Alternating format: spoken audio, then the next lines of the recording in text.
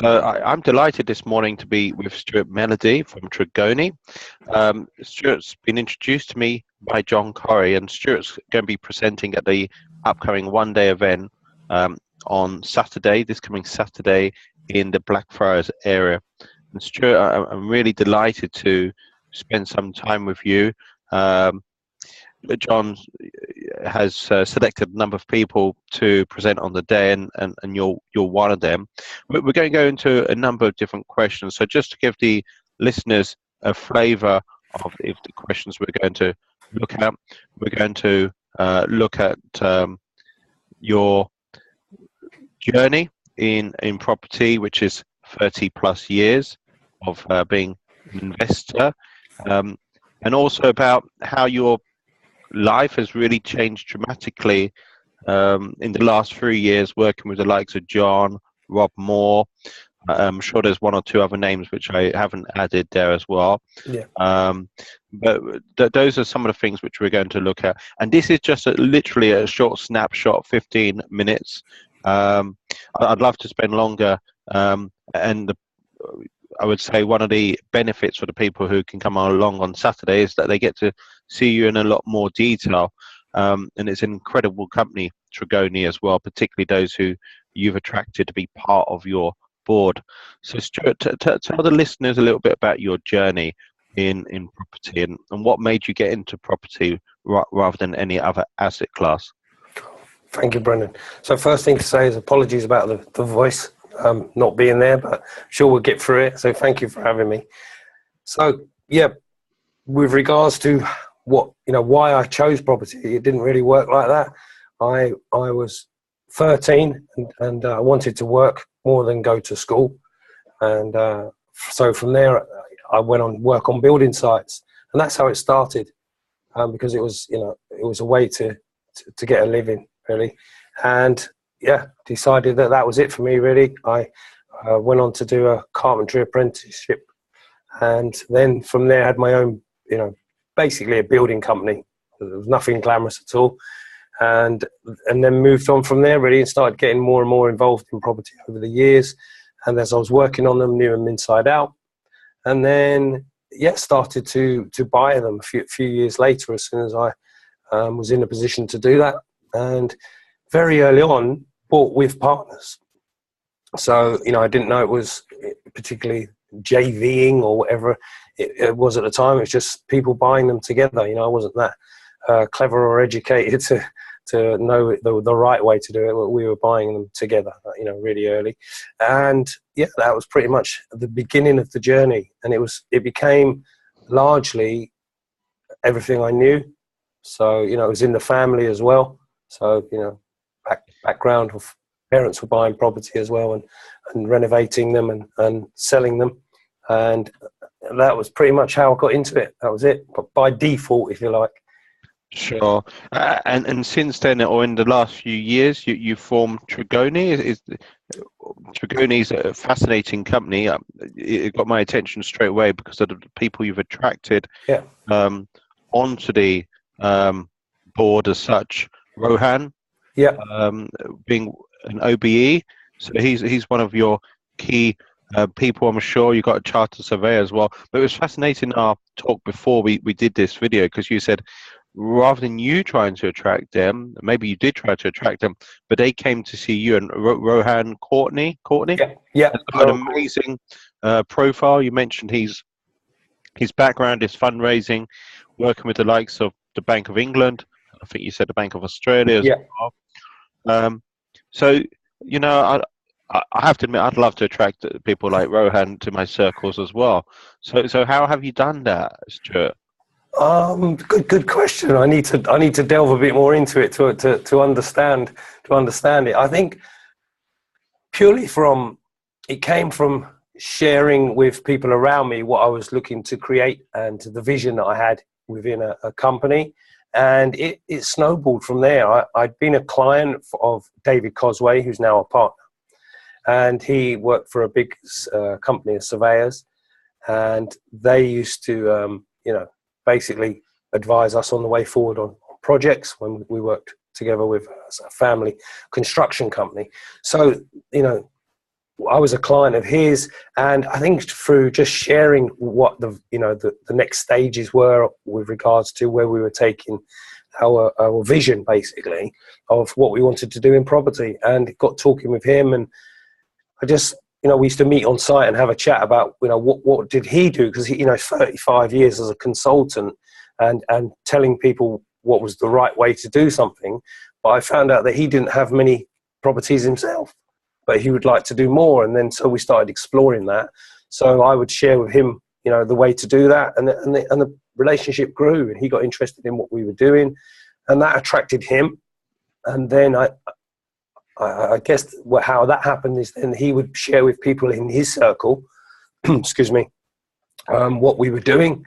And then they became attracted to that. And then, I met Rowan, and we had a chat about my background and what we'd done. And, he was interested, intrigued, fascinated, and said after a while, he'd really like to get involved in some way. And, we looked at what he could bring and what his strengths were. Because sometimes when you're looking to partnership or JV with someone, you've got to be a bit careful as well. Sometimes you can attract too much. So, I'm always wary of that. I've done that with money. I've done it last year. You work really hard to attract a certain amount of investment because you think that, the number matters. And then all of a sudden someone says, yeah, there you go, bang, there's X amount of millions. And then you think, oh, that's just too much. I can't do anything with it. So the same with Rowan, is that I thought, okay, is this too big for me? What's he expecting? And it's worked out really well. His advice, his experience, his knowledge, his background from a corporate governance side, having worked in the institutions that he has been fantastic. Yeah, the experience has been brilliant. Good. Sure. Stuart, you mentioned vision quite a bit there. So can you just delve into a little bit more about vision? Sure. Because that vision seems sort of like being one of the key ways I don't know if it's as easy as that, but key ways you've managed to attract people like Rohan, and I think you said David as well. Yeah. And there's 3 of you in that particular company or core part of the company. I know there's a few other people as well, but looking at the vision part, how do you process it? Do you write it down? What do you look at? Do you look at a short, medium, long? Yeah. So when I first, I didn't sort of say it was called a vision before. In the early stages, I knew I wanted to do I was driven to do something bigger than just what I was doing in property, and I was quite frustrated, and I was living too easy with it. I felt like, you could always make money from property. I know it's a cycle, and I was aware of that, having gone through 3 of them myself and 2 recessions. So I always felt like I wanted to achieve something more, and I wanted to be able to do something with people. And then over time, and I started to realize what it was I was driven by, and it wasn't so much the money, and that was where I was going wrong. While I needed the money for cash flow and we call it oxygen, I just felt like I needed to be able to share with people the experience. That was what I was led by. I'm driven by the emotion, and I've only become to realize that. So my vision, if you like, being able to put it into words, come from working with Rob. And that was what I got. Working with Rob Moore? Rob Moore in the early, about 3 years back. Before that, I had no mentoring. I didn't really feel like I needed courses, but I did feel like I needed somebody that understood how to tap into, what my vision would be, and how to share it and how to get it out there. So there was a huge value in that by being around someone like Rob, because he's driven along, vision driven, if you like, and he's doing his, he's working on his vision on a world, global level, if you like, now. So I was attracted to that, and that was helpful. So coming back to how I tapped into my own vision and what it is that I realized I wanted to be able to inspire other people to live an extraordinary life. So if I'm meeting with someone, I always look at people and think there's so much more they have to offer, but it's not tapped into, or they don't realize it yet. And how could I help that in any way? So for me, I knew more about property than than any other thing. Sure. So that was what I used. And then I meet lots of people that come from various backgrounds. You know, Friday we had a day where we had 9 people in the room, and there was such a range of people. You know, one guy was moving trillions of pounds around a day, and that was he had to look after that. Right at the other end, we had a guy who had no property experience whatsoever, but was from a music background. So real massive difference, but they all had the one thing in common. We needed to tap into what was the value of them. So once you understand what they're bringing and what they have to offer, what's their value, it then allows them to position themselves somewhere, because they'll be of value to someone.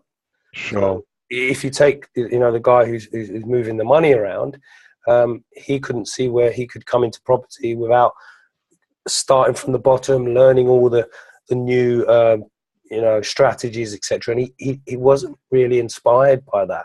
He was inspired to be working with people. So we soon established that he has you know, if he comes into property, people say, okay, how many properties you got? How long you been doing it? What's your portfolio? What have you raised?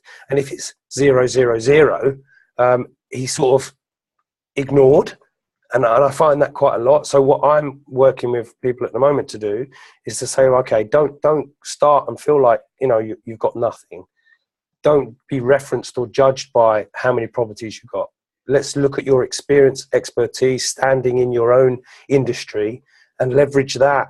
And let's see the value in that, because you have something huge to bring to someone who wants what you've got. And that's basically what the vision's about, and what I'm working with, helping people tap into what their full potential is. And using that system has allowed us to help people raise serious amounts of money, or also tap into other developers and bring them what they need. So it's a way of basically attracting 2 people together that can bring something to each other. Sure. So, look, going forward, over the next couple of years, where do you see yourself? So, do you see yourself training more? You mentioned about the training on Friday, or is that just part of your company? Do you see it as raising more? You said last year you raised actually more than you needed for what you were doing. What opportunities are you specifically looking for as well right now? So let's imagine someone can't come to John's upcoming event this coming Saturday. So for the listeners who are listening after December, that's I think it's December the 3rd, 2016. And there'll be a description how to book underneath the video when I do that.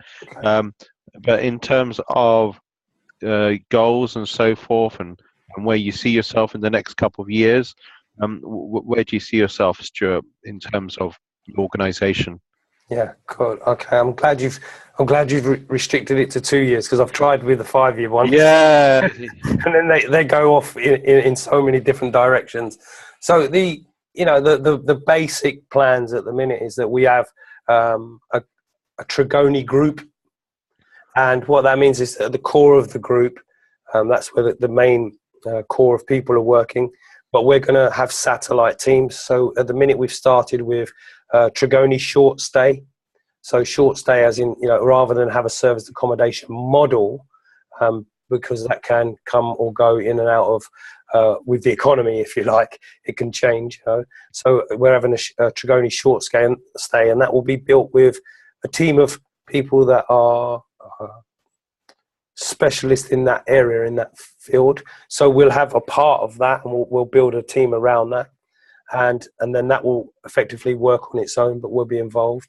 And then we'll have another satellite team, which is invest the money. So we'll have an investor business, and we'll do the same for that. So rather than just working with taking a project and going out and finding investment, we work with the investors. The investors come first, and then we understand their needs, their requirements, their goals, their objectives, their risk profiles, and then we find that right projects for them to invest with. And we just have satellite teams of each group, And so we're looking for people, the right people to work with on those. And with the training, like you mentioned, I just want to be able to share with as many people as possible how to be investor ready, how to, if you go into our networking events, considering how many events there are and how many people that go to them, I'm always surprised that people still stand up and ask the same question in the same way, and there's no differentiator, there's nothing that separates too many of them. 95% of them are, I've got a deal, this is what I'm looking for an investor. And I'm always surprised by that, because from my experience, find that people would gain a lot more, they would attract a lot more if they were to stand up and position their value. What are they bringing? What have they got? Whatever it is, and saying, this is what I'm bringing, and I'm interested to talk to people who may be interested in what I want to do, and build the relationship around that. And then you start to attract more attention, because everyone can ask for an amount of money, but what does it mean?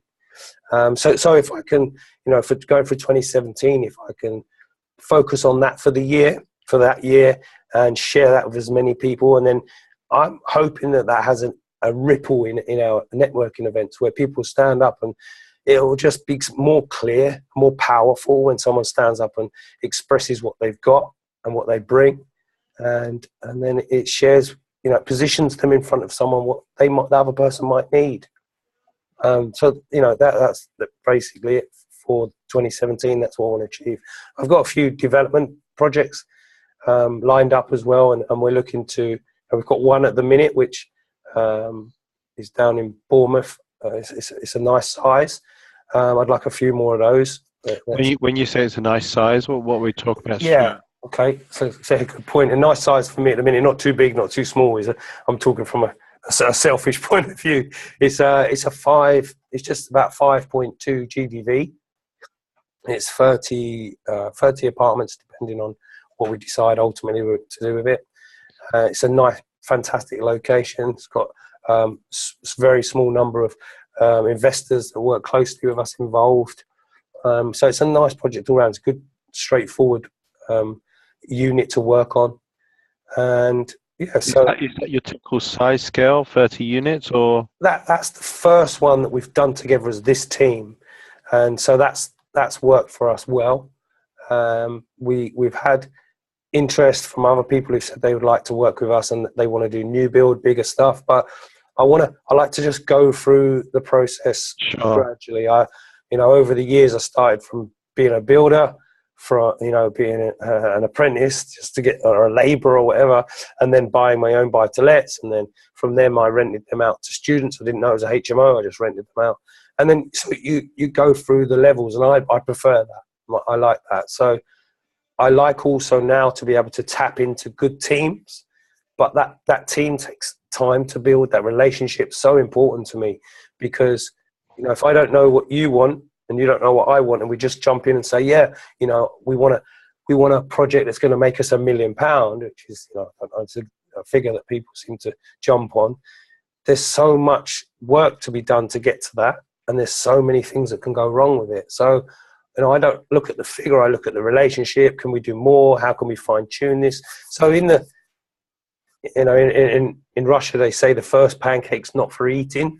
And I like that a lot, because the first project sometimes isn't the one that's going to be the most profitable. But if you get the relationship right and you fine tune the team, then it goes on to really, really exciting stuff. And then, you're onto the next pancake, as it were.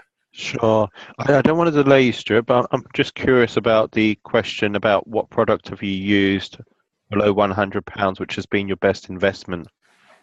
For me, it's not it's not going to come across as an exciting product, but it's absolutely the most I use every single day, and it is WhatsApp voice note. So because I don't like using emails too much, because you get lost in translation. I think it's a danger. Like you give a little joke in an email, someone gets offended, and they don't come back. Sure, yeah. Oh no, I did. So for me, it's just my most favorite tool ever, because someone can hear the tone of your voice. They can pick up, you know, whether it's light-hearted, serious, or whatever. They don't have to go into their voicemail. You don't have to type. They can pick it up when they want. It just because it gives me so much time back. It's so quick, and I can see if it's been read, if someone's got it, if someone's, you know, not picked it up yet, and I know whether they're pondering on it. WhatsApp, it doesn't cost a penny, but for me, I use that more than anything else. That's the voice message one. Okay. I've used WhatsApp, but never voice message. So, so if me and you having a chat on it, rather than just leave a text, you know, I just hold down the voice and just give you a quick voice note. You know whether, you know, I'm in a rush, or mean it, or being sincere, or you get it all. It all comes through, and I think that's so important. Stuart, just one final question, then I will let you go.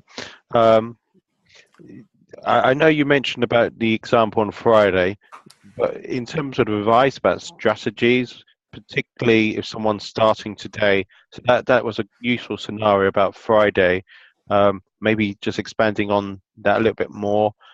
You mentioned one of your clients wasn't keen to start, but you didn't quite say working through the trenches as such. But what advice would you give to people, you know, starting off now? Yeah, good question. Very, very popular question as well. So I've looked at this in depth, and for me, the starting point is in the value of what you bring. I'm coming straight back to it, because you can start with all the strategies could work. Okay, so some people like rent to rent, you know, low cost entry. It works really well. I know I'm working with some guys at the minute. Last year, they've done 118 units. They're doing fantastic. Other people, they match themselves in with developers. They can bring money. There's loads of strategies. You know that, Brendan. For me, before the strategy, understanding what you're trying to achieve. You know, how do you get your cash flow? Have you already got cash flow? So is your oxygen good? Now you're looking to build some security or equity, or what is it? Or are you in need of cash flow? So all of that comes first. So understanding what your needs are, then couple that with what your value is. Have a look at everything you've got, and I mean everything: your experience, your contacts, your property, relationships with people that you've got, education, your background in what you've come from in your own experience, whether it be software or recruitment, whatever it is. Because within that, there's going to be something. Well, there's going to be a lot, but there's going to be something in there that someone else who's already in property will want, will need, will require. And then for me, that's where you start. And then you can say, okay, what model or what strategy do I need to be looking at now? I know what my value is, what my objective is. And then you can position that to someone and say, look, I know you're doing rent to rent. I'm looking to come into that. I come from a background that does, you know, spreadsheets or software or whatever it is. And then you start matching in to add some value to them. And then they'll invite you in more. Otherwise, if you don't do that, it's just purely is like, I'm coming into property, but I've not got no experience, and you're almost of no value to someone. You want to know what the value is. It's so powerful. It's true. So fantastic. Thanks for sharing this today. I could easily go on, but I said that 15 minutes. Yeah. And it's probably over 15 minutes. So how best to connect with you? Let's say people may be able to make John's meet or may not be able to make it, but they still want to connect with you. Is it Facebook or LinkedIn, or what's your preferred method? Mine is Facebook. Facebook's more personal to me. I've not been using it long, maybe I can't even remember now, 18 months, but I've really enjoyed it because you can connect with people. It's transparent. You know, if someone's not happy, you get it up there, you see why, you can have a conversation. And if, you know, likewise, if people are genuinely enjoying what's going on, and it's there, isn't it? If someone wants to private message you, or, you know, if they want a link of how to book a call with you, I'll put it on there. It'll be a pleasure. Absolutely. Best one is Facebook for me. Sure. Stuart, hopefully we can catch up in the new year and do a longer video, because I'm sure there's lots of material which we've not covered. Of course, one of the best ways to connect with Stuart is this weekend, this Saturday at John Corrie's one-day workshop in Blackfriars, focusing on 2017. And you're speaking at some point in the day. I'm not sure when, Stuart, but huge thanks for you taking your time out today. Pleasure. Thank you to you. Thank you. Love it. Thank you. Great stuff. Love what you're doing, Brendan. Thank you. Bye bye. Take care. Bye bye.